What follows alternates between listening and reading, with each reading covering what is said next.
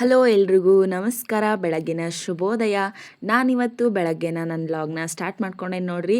ಏನಂತಂದ್ರೆ ಇವತ್ತು ಕೂಡ ನಾನು ಊಟಕ್ಕೆ ರೊಟ್ಟಿನ ಮಾಡ್ಕೊಳಕತ್ತೀನಿ. ಸೊ ಹಾಗಾಗಿ ಇವತ್ತಿನ ಡೇನ ನಾನು ಅಡುಗೆಯಿಂದನ ಶುರು ಮಾಡ್ಕೋತೀನಿ. ನನಗೆ ಬೇರೆ ಕಂಟೆಂಟ್ನ ಕ್ರಿಯೇಟ್ ಮಾಡೋಕ್ಕಾಗ್ತಿಲ್ಲ, ಯಾಕಂತಂದ್ರೆ ನಿಮ್ಗೆ ಆಲ್ರೆಡಿ ರೀಸನ್ ಹೇಳೇನಿ.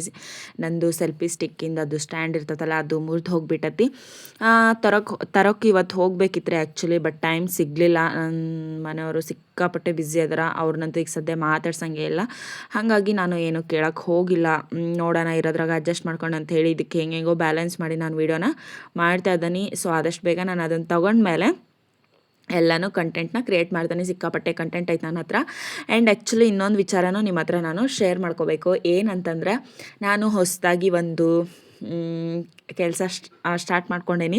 ಯೂಟ್ಯೂಬ್ ಒಳಗೂ ಅದ್ರದ್ದು ಅಪ್ಡೇಟ್ ಬರ್ತೈತಿ, ಮತ್ತು ನನ್ನ ಇನ್ಸ್ಟಾಗ್ರಾಮ್ ಪೇಜ್ ಒಳಗೂ ಬರ್ತೈತಿ. ನನ್ನ ಇನ್ಸ್ಟಾಗ್ರಾಮ್ ಪೇಜ್ನ ನೀವು ಯಾರೂ ಫಾಲೋ ಮಾಡ್ಕೊಂಡಿಲ್ಲ ಅಂತಂದ್ರೆ ಹೋಗಿ ಫಾಲೋ ಮಾಡ್ಕೊಳ್ರಿ. ಅದ್ರದ್ದು ಲಿಂಕ್ನ ಕೂಡ ನಾನು ಇದ್ರೊಳಗೆ ಹಾಕಿರ್ತೇನೆ ನೋಡಿರಿ.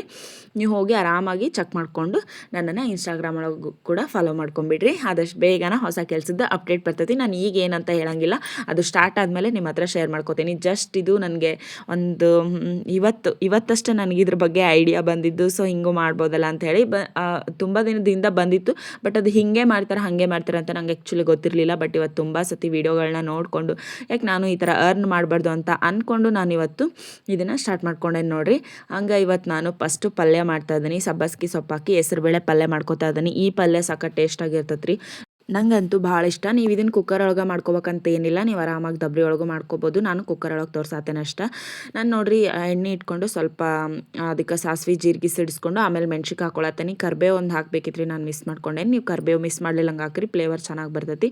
ಅದಾದಮೇಲೆ ಒಂದು ಈರುಳ್ಳಿ ಕಟ್ ಮಾಡಿ ಹಾಕೊಳಕತ್ತೇನೆ ರೀ ನಾನು.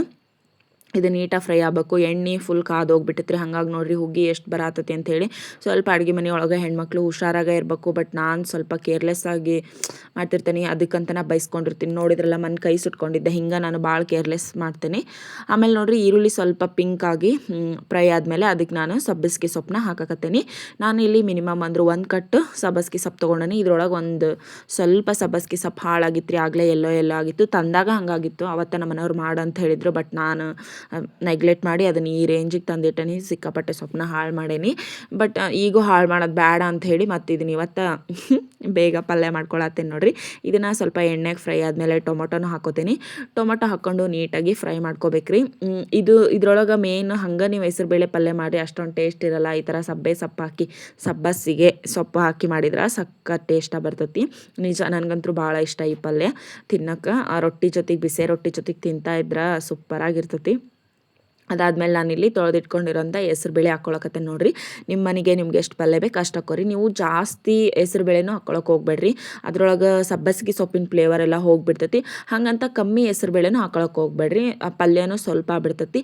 ಇದನ್ನು ಪಲ್ಯನ ಭಾಳ ಮೆತ್ತಗೆ ಬೇಯಿಸ್ಕೊರಿ, ಅಂದರೆ ಟೇಸ್ಟ್ ಗೊತ್ತಾಗತ್ತೆ ನಿಮ್ಗೆ. ಇದನ್ನು ಸ್ವಲ್ಪ ಉದುರು ಬೇಳೆ ಥರ ನೀವು ಮಾಡ್ಕೊಂಡ್ರಿ ಅಂದ್ರೆ ಅಷ್ಟೊಂದು ಟೇಸ್ಟ್ ಗೊತ್ತಾಗಂಗಿಲ್ಲ. ನೀವು ಇದನ್ನು ಚೆನ್ನಾಗಿ ಬೇಯಿಸ್ಕೋಬೇಕು, ಅದೊಂಥರ ಫುಲ್ ಸ್ಮ್ಯಾಶ್ ಆಗಿರಬೇಕು.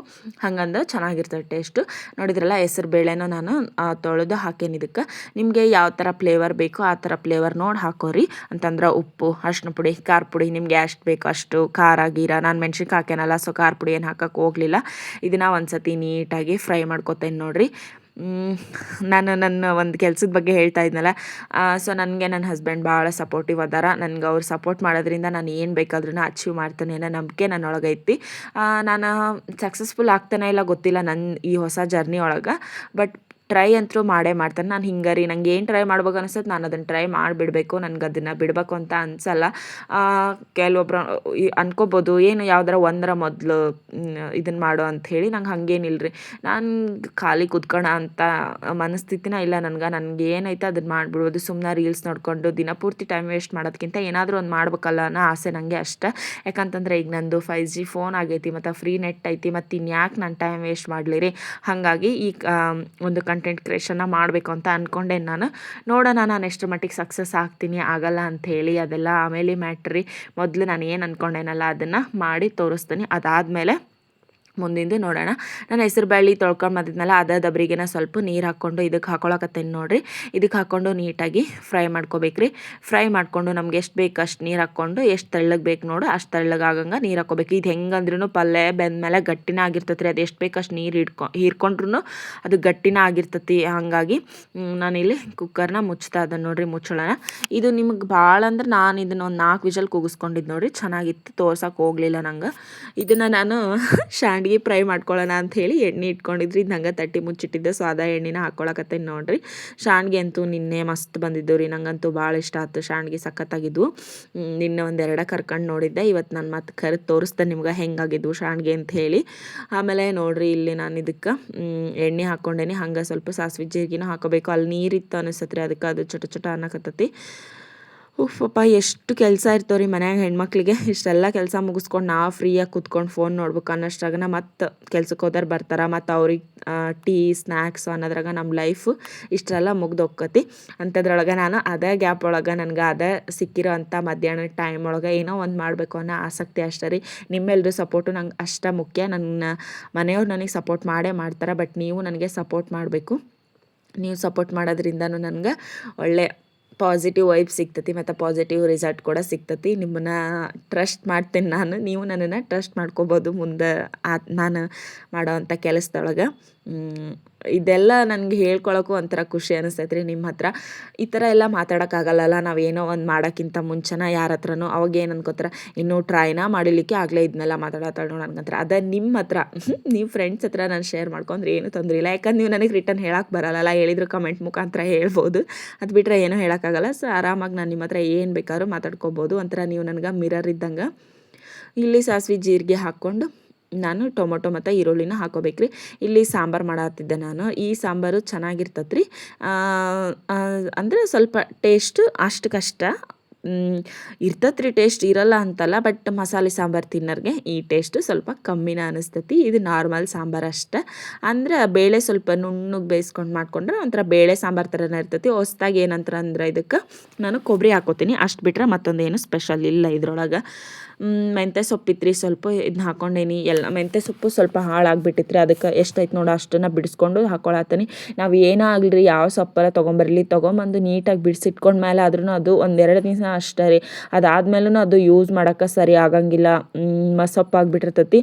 ಆಮೇಲೆ ಇದಕ್ಕೆ ನಾನು ಟೊಮೊಟೊನು ಹಾಕೊಳಕತ್ತೆ ನೋಡಿರಿ. ನಾನು ಇಲ್ಲಿ ಭಾಳ ಅಂದ್ರೆ 1-2 ಟೊಮೊಟೊ ಕಟ್ ಮಾಡಿ ಇಟ್ಕೊಂಡೇನೆ ಅಷ್ಟೇ. ಭಾಳ ಹಾಕೋದು ಬೇಡ ಅಂಥೇಳಿ. ನೀವು ನಿಮ್ಗೆ ಎಷ್ಟು ಬೇಕೋ ಕ್ವಾಂಟಿಟಿ ನೋಡಿಕೊಂಡು, ಸಾಂಬಾರು ಕ್ವಾಂಟಿಟಿ ನೋಡಿಕೊಂಡು ಟೊಮೊಟೊನ ಕಟ್ ಮಾಡ್ಕೊರಿ, ಈರುಳ್ಳಿನ ಅಷ್ಟೇ ಕಟ್ ಮಾಡ್ಕೊರಿ. ಮೆಂತ್ಯ ಸೊಪ್ಪನ್ನ ನೀವು ಮಸ್ಟ್ ಆ್ಯಂಡ್ ಶುಡ್ ಹಾಕಲೇಬೇಕ್ರಿ. ಟೇಸ್ಟ್ ಅಂತೂ ಮಸ್ತ್ ಬಂದಿತ್ತು ಮೆಂತ್ಯ ಸೊಪ್ಪಂದು. ನಾನು ಈ ಸಾಂಬಾರನ್ನ ಬೇಸಿಕಲಿ ಅಷ್ಟು ಇಷ್ಟಪಡಲ್ಲ ಅಂತ ಅಂದ್ಕೊಂಡಿದ್ದೆ. ಬಟ್ ಟೇಸ್ಟ್ ಅಂತೂ ನಿಜ ಚೆನ್ನಾಗಿ ಬಂದಿತ್ತು ರೀ ಮೆಂತ್ಯ ಸೊಪ್ಪು ಹಾಕಿದ್ದಕ್ಕೆ. ನನಗಂತೂ ಭಾಳ ಇಷ್ಟ ಆಗಿತ್ತು ಸಾಂಬಾರು. ಮನ್ಯಾಗೂ ಎಲ್ರಿಗೂ ಇಷ್ಟ ಆಯ್ತು. ಎಲ್ಲರೂ ಅದನ್ನ ಅಂದರು ಚೆನ್ನಾಗಾಗಿತ್ತು ಸಾಂಬಾರು ಅಂಥೇಳಿ. ಸ್ವಲ್ಪ ತಿಕ್ಕಾಗೆ ಮಾಡ್ಕೊರಿ. ಒಂಥರ ದಾಲ್ ಥರನೂ ಬರ್ತೈತಿ. ಬಿಸಿ ಬಿಸಿ ಅನ್ನದ ಜೊತೆಗೆ ಹಾಕ್ಕೊಂಡು ತಿಂದರೆ ಸೂಪರಾಗಿರ್ತೈತಿ. ನಾವು ಶಾಂಡ್ಗಿನೂ ಕರೆದಿದ್ವಲ್ಲ, ಮಸ್ತಾಗಿತ್ತು ತಿನ್ನಕ್ಕೆ ಸೈಡಿಗೆ. ಆಮೇಲೆ ಇದಕ್ಕೆ ಸ್ವಲ್ಪ ಖಾರ ಪುಡಿ ಹಾಕೋತೇನೆ. ನೀವು ಇದಕ್ಕೆ ಬೇಕಾದ್ರೆ 1-2 ಮೆಣಸಿನ್ಕಾಯಿನ ಉದ್ದಕ್ಕೆ ಹೆಚ್ಚಾಕಿ ಪಪ್ಪು ಥರನೂ ಮಾಡ್ಕೋಬೋದು. ಅಂದರೆ ಪಪ್ಪು ಮಾಡೋಕ್ಕೆ ಸೊಪ್ಪು ಕಮ್ಮಿ ಇತ್ತಲ್ಲ, ಹಾಗಾಗಿ ನಾನು ಇದನ್ನು ಸಾಂಬಾರು ಥರನೇ ಮಾಡ್ಕೊಳತ್ತೀನಿ. ಆಮೇಲೆ ಇದಕ್ಕೆ ಸ್ವಲ್ಪ ಧನಿಯಾ ಪೌಡ್ರ್ ಹಾಕೊಳತ್ತೀನಿ. ಸಾಂಬಾರು ಪೌಡ್ರ್ ಮೇಲಿತ್ತು ರೀ, ನಂಗೆ ತಗೊಳ್ಳೋಷ್ಟು ಪೇಷನ್ಸ್ ಇರಲಿಲ್ಲ. ಹಾಗಾಗಿ ನಾನಿಲ್ಲಿ ಧನಿಯಾ ಪೌಡ್ರನ್ನ ಹಾಕ್ಕೊಂಡು ಇವತ್ತಿನ ಸಾಂಬಾರನ್ನ ಮುಗಿಸ್ಕೊಳತ್ತೇನೆ ನೋಡಿರಿ. ಇದು ಏನು ಪ್ರಾಬ್ಲಮ್ ಇರಲಿಲ್ಲ ರೀ, ಚೆನ್ನಾಗೇ ಬಂದಿತ್ತು ಸಾಂಬಾರು. ಸ್ವಲ್ಪ ಗರಂ ಮಸಾಲೆನೂ ಹಾಕೋತೀನಿ. ಇದು ಕಮ್ಮಿ ಆಕತಿ ಅಂತ ಹೇಳಿ ನಾನು.